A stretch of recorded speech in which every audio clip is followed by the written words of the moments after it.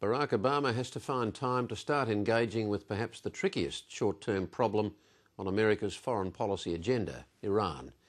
President Obama is moving tentatively to open up serious dialogue with Iran, but that process could be a long, slow one. And if further evidence emerges that Iran is moving closer to nuclear weapons capacity, he would come under heavy pressure to act preemptively. But Robert Baer, a decorated former veteran CIA agent described by investigative journalist Seymour Hersh as the agency's best agent in the Middle East, is suggesting a radically different prescription. Baer is best known to the wider world as portrayed by George Clooney in the film Syriana. The movie was loosely based on Baer's memoir. But in his latest book, The Devil We Know, Baer argues that America has Iran wrong. That a long-term détente has to be negotiated that recognises the reality of Iran's dominance in the Middle East. He says the alternative is an unaffordable 30-year war. Robert Baer arrived in Australia today for the Perth Writers' Festival, and I spoke with him in Sydney. Robert Baer, you argue that Iran is embarked on an agenda of empire building, that by use of proxies it's already halfway there. We'll get to its ultimate goal of empire shortly, but how do you define the parts of empire that Iran already controls? I would define, and I'd come very down strongly on this, Hassan Nasrallah, the Secretary General of Hezbollah, is an Iranian proxy. We have certainly seen evidence that he's told the Iranians over the years that he will do nothing, take no action, without clearing it with Tehran. This is very clear. The intelligence was, and this goes back to 1982. He is a proxy. He is a surrogate. Call him anything you want. He is an Iranian general, if you like. He has the equivalent of that status in Iran. He answers to Tehran. Hezbollah is not an independent force in any sense of the word. You have large parts of Hamas answer to Tehran.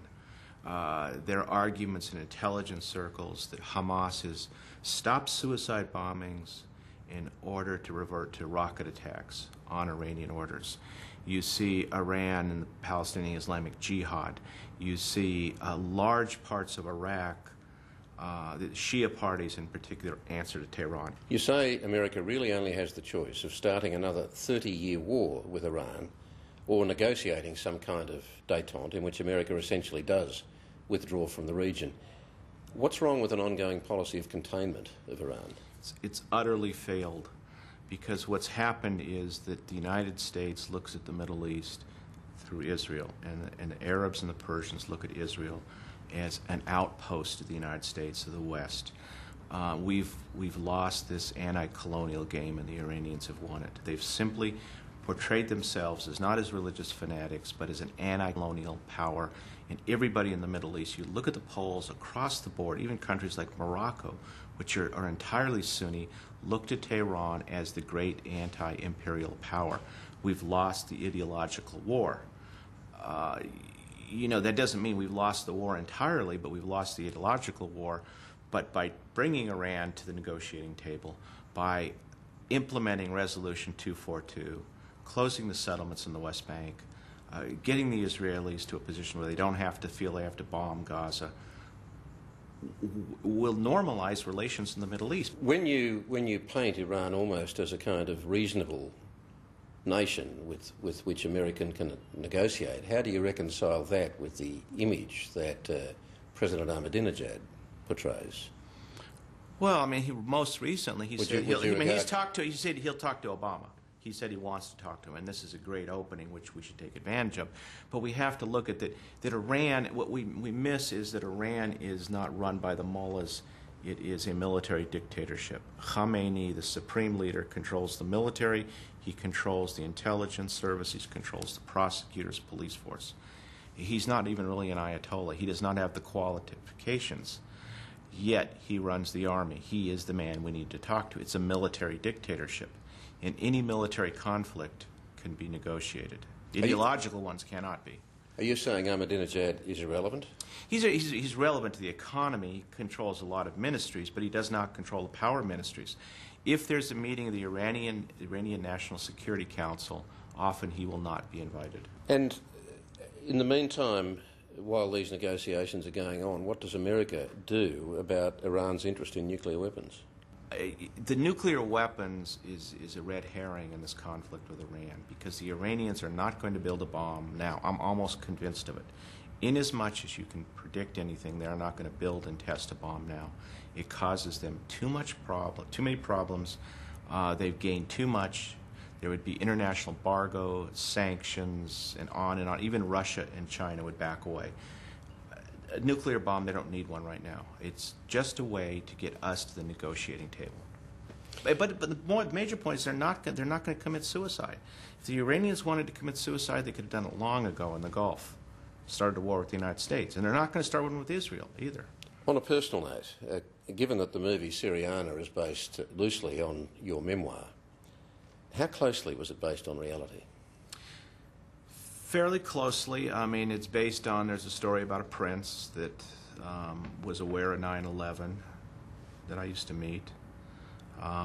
He was kidnapped, brought back to the Gulf. There is a certain amount of, there's financial corruption in Washington, everywhere you go. I think we've seen that in Iraq with $120 billion, which have disappeared of aid money. Money buys votes in Washington. And that was really what the movie is about. You've described being in the CIA as fun. Is that what it really was for you, fun? Oh, it was an absolute adventure. I loved it. If it hadn't become so routine, I would have stayed in. And what about the CIA of today, the CIA of rendition of waterboarding, of other forms of torture? That's just a scandal. That's an utter scandal of torture. Didn't happen in your time, any of that? No. I mean, we knew we were always aware of torture going on in the Middle East and South America, and places like that, because we saw reports. And it's what we understood was that torture is a form of political intimidation. It was never a way to get good information. The intelligence services in the Middle East that got good information did it by classical methods, police methods, normal interrogations. Torture never works. It's a scandal, and I have yet to see one case based on torture that's made a case. You know, Khalid Sheikh Mohammed, the mastermind. Don't we all forget that he confessed Al Jazeera before he was ever captured? I mean, he said, "I did it," and since then he said nothing much. I mean, it's a total waste of time. It's a huge, I just am embarrassed the United States even engaged in, and I think there should be trials. Do you respect the quality of America's intelligence today? Any different under Obama, do you think it will be? I think it's going to be better. I mean, I support the Panetta appointment as CIA director. Blair is going to be fairly good. I think that Obama is up against a culture of dishonesty, which he's got to break down piece by piece. But he certainly sounds like he's going to do it. And they're going to have to do the same thing in the CIA because it became, during the Bush years, a culture of total dishonesty. So ultimately, on the Middle East, are you an optimist or a pessimist? Pessimist. If I were at the Pentagon taking the vote, whether it going to be a war, I just think that a couple rockets are going to come out of Gaza or Lebanon. In the Middle East, you always sound intelligent if you predict the worst, because you're usually right. So I try to sound intelligent. Not a good note to end the interview on, but that's where it is. Robert Baer, thanks very much for talking with us.